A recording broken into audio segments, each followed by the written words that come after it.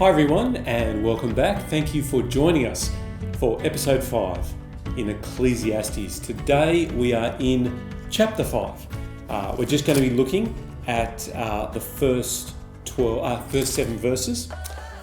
So I hope you got your Bibles ready. We're going to jump right in. Well, chapter 5 begins obviously on the tail end of chapter 4. No surprises there. And chapter 4, we've been looking at loneliness, competition, injustice, some of the things that makes life under the sun so difficult, so painful, so frustrating. We pause from that.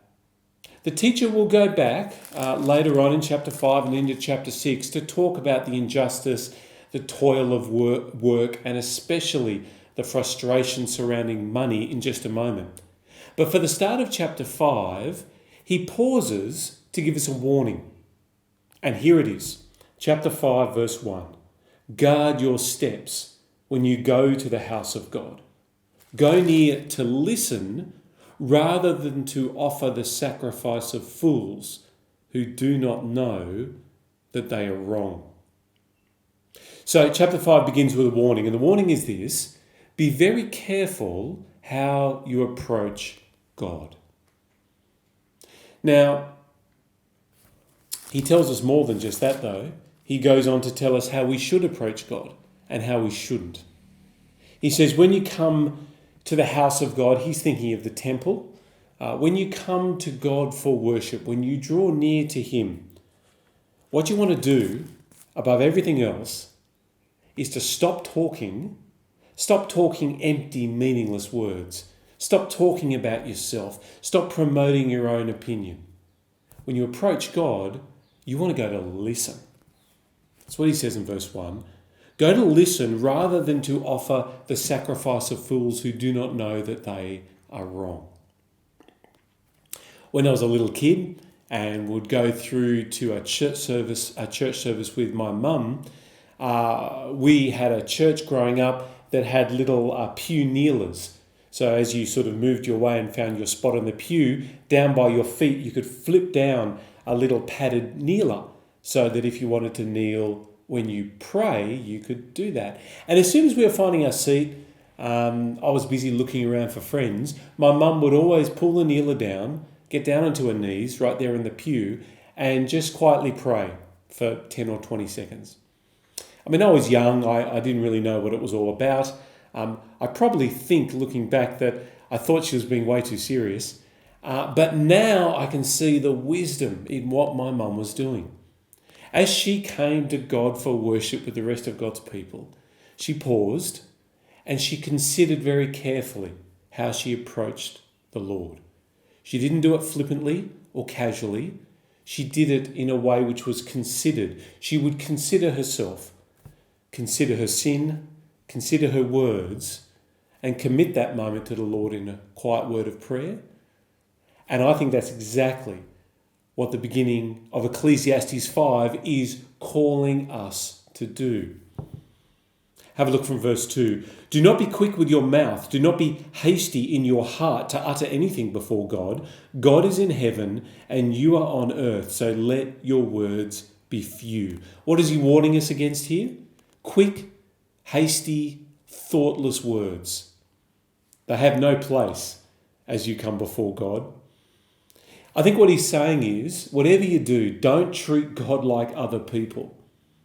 I mean, you can talk your way into a promotion at work.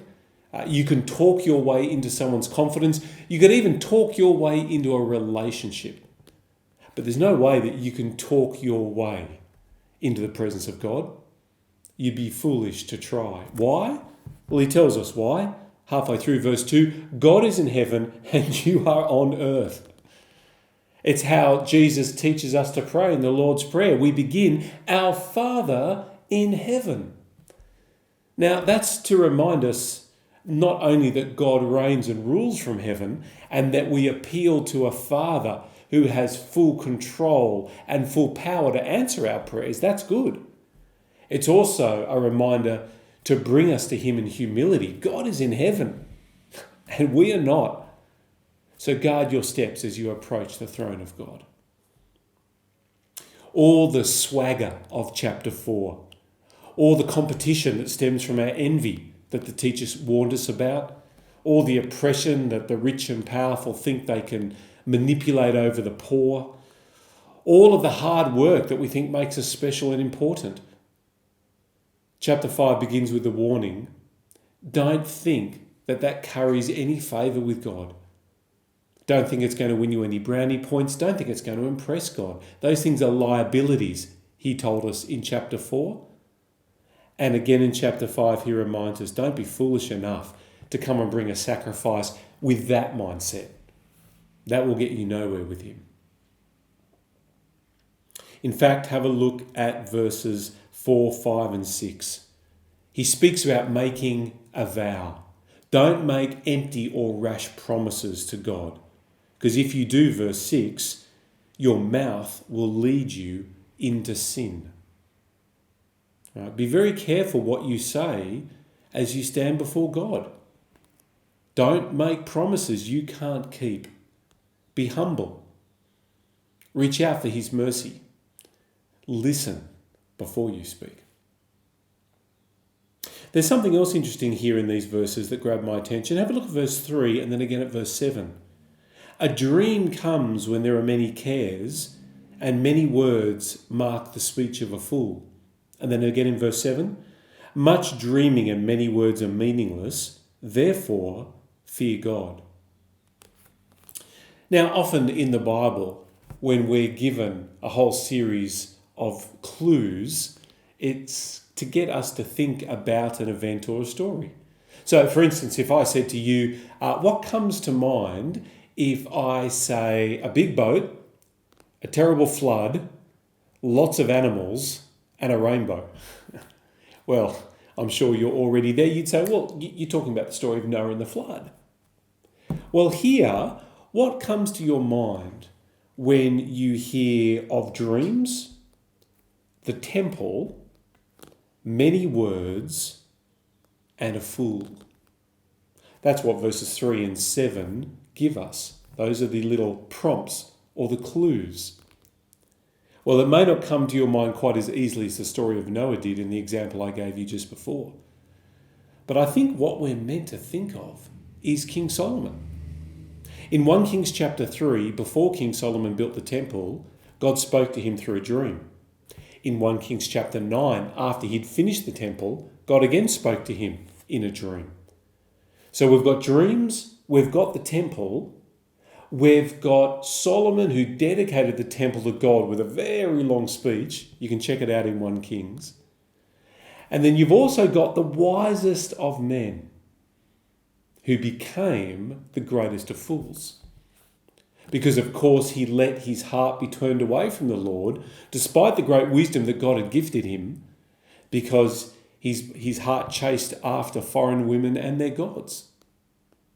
You see, I don't wonder if verses 3 and 7 isn't meant to make us think back to King Solomon and to realise, even though he was the wisest of men and he built the temple and God spoke to him in dreams, even he made a terrible error and fell into much folly. His words were many, but they turned out to bring him nothing but grief and sadness and frustration. If I'm right in seeing that in verses 3 and 7, then perhaps the moral of the story is this: even if the great King Solomon fell into such an error, how much more should you and I guard our steps as we approach God in worship? Well, I guess as we look back over these 7 verses, life under the sun, it's very easy to play it fast and loose with God, isn't it? We've already seen the teacher sum up for us so many of the ways in which that can go wrong. But the teacher reminds us here at the start of verse 5, don't you fall into that trap. Don't play it fast and loose with God. And he says the way to avoid that is to fear the Lord. Verse 7. And the way you do that, he tells us at the very beginning of the chapter. As you approach God, don't do it with many frivolous, foolish, hasty, thoughtless words. Do it by listening. You'll fear the Lord when you listen to the Lord. And maybe that's something for all of us in the week ahead as we think about how we are going to live lives that honour God as we do so in this world under the sun. Well, read ahead for next time we're together, episode 6, chapter 6. I'm going to start it back in chapter 5, verse 18 and work our way into chapter 6. If you'd love to join me, it'd be great to see you there.